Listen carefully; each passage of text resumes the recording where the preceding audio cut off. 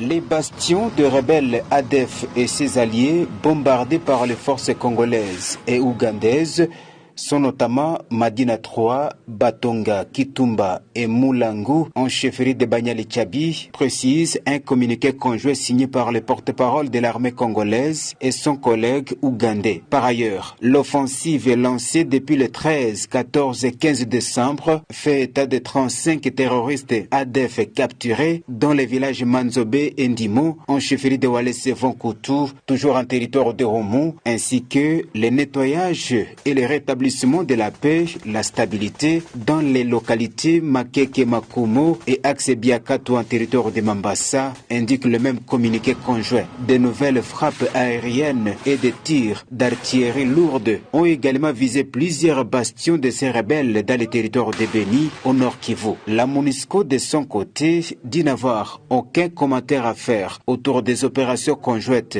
FARDC et UPDF. Lors de son séjour à Bunia, Bintou Keïta, chef de la mission onusienne à RDC, réclame plutôt la mise à place d'une coordination tripartite.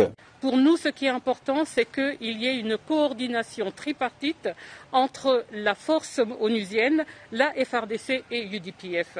Et c'est vraiment là où, pour nous, est notre intérêt, parce qu'il va falloir faire en sorte que dans cette coordination, il n'y ait pas des dommages collatéraux, et que la question de la protection des civils, qui est au cœur de notre mandat, soit au premier plan de la gestion des risques en ce qui concerne la population. En rappel, l'armée ougandaise a lancé la frappe de longue portée contre les ADF depuis le 30 novembre et la signature de l'accord dans le cadre de la mutualisation des forces est intervenue le 9 décembre dernier en ville de Bunia.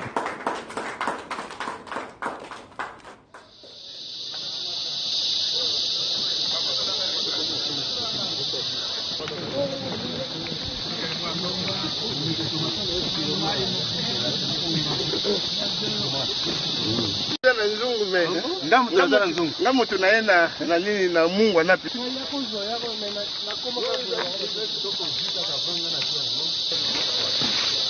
Enda mapolo.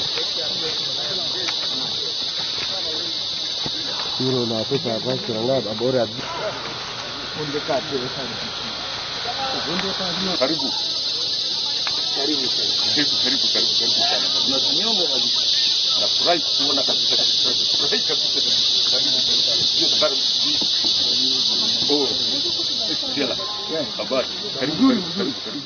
Ça fait effectivement depuis le 30 novembre que cette mission a commencé. Mon collègue, le général Kayanza, ici présent, est entré justement pour venir faire la jonction avec les troupes de FARDC à partir de la frontière de l'Ouganda.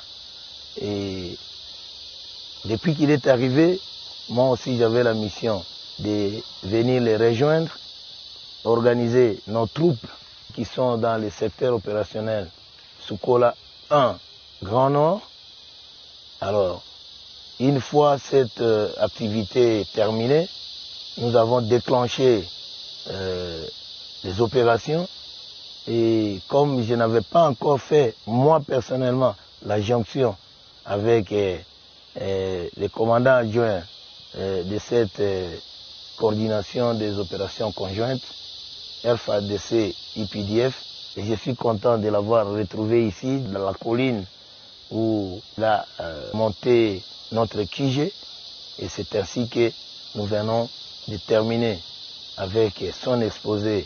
Maintenant, nous sommes en train d'exploiter pour que nous puissions projeter les actions futures.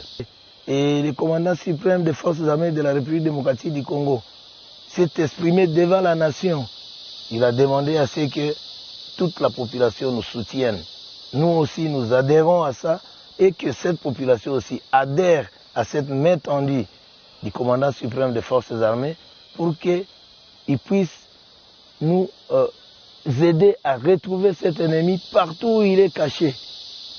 Et si cet ennemi revient pour qu'on puisse les réadopter, s'il accepte de céder de se rendre. Mais nous sommes prêts à les récupérer.